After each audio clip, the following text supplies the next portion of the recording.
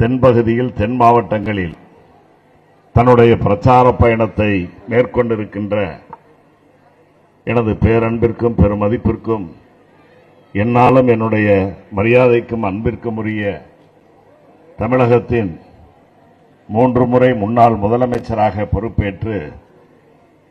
அண்ணன் அவர்கள் குறிப்பிட்டு சொன்னதைப் போல எனக்கென நான் எந்த அணியையும் எந்த கோஷ்டியும் வளைத்துக் கொள்ளாதவனாக இயக்கத்தில் என்னுடைய பணியை தொடர்ந்தேன் என்று குறிப்பிட்டு சொன்னார்களே, அந்த அடிப்படையில் இன்றைக்கு திராவிட முன்னேற்றக் கழகத்தில் இணைந்திருக்கின்ற நான் நம்முடைய தளபதி அவர்களுடைய அன்பிற்கு அவர் என் மீது காட்டியிருக்கின்ற அந்த உயர் மரியாதைக்கு நன்றி கடனாக நான் திராவிட முன்னேற்றக் கழகத்தின் வளர்ச்சிக்காக திமுகவினுடைய வெற்றிக்காக 2.0 முதலமைச்சராக நம்முடைய முதலமைச்சர் அண்ணன் தளபதி அவர்கள் தொடர வேண்டும். அதற்கு நான் என்னுடைய பங்களிப்பை உழைப்பை செலுத்த வேண்டும் என்ற அடிப்படையில் தென் தமிழகத்தில் இன்றைக்கு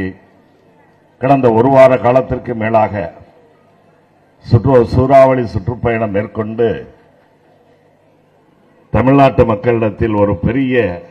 எழுச்சியை உணர்ச்சியை பாய்ச்சி விழிப்புணர்வை ஏற்படுத்தி இன்று நம்முடைய சிவகங்கை மாவட்டத்திற்கு வருகை தந்திருக்கின்ற சிவகங்கை சட்டமன்ற தொகுதியில் காளையார் கோயிலில் நடைபெறுகின்ற இந்த நல்ல நிகழ்ச்சியில் எனக்கு பின்னர் பல்வேறு கருத்துக்களை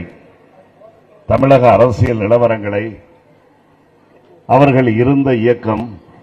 அதைப்போல இப்பொழுது இணைந்திருக்கின்ற இயக்கம்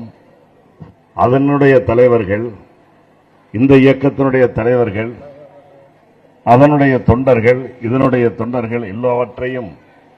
ஒப்பிட்டு உரை நிகழ்த்த இருக்கின்ற நம்முடைய மாண்புமிகு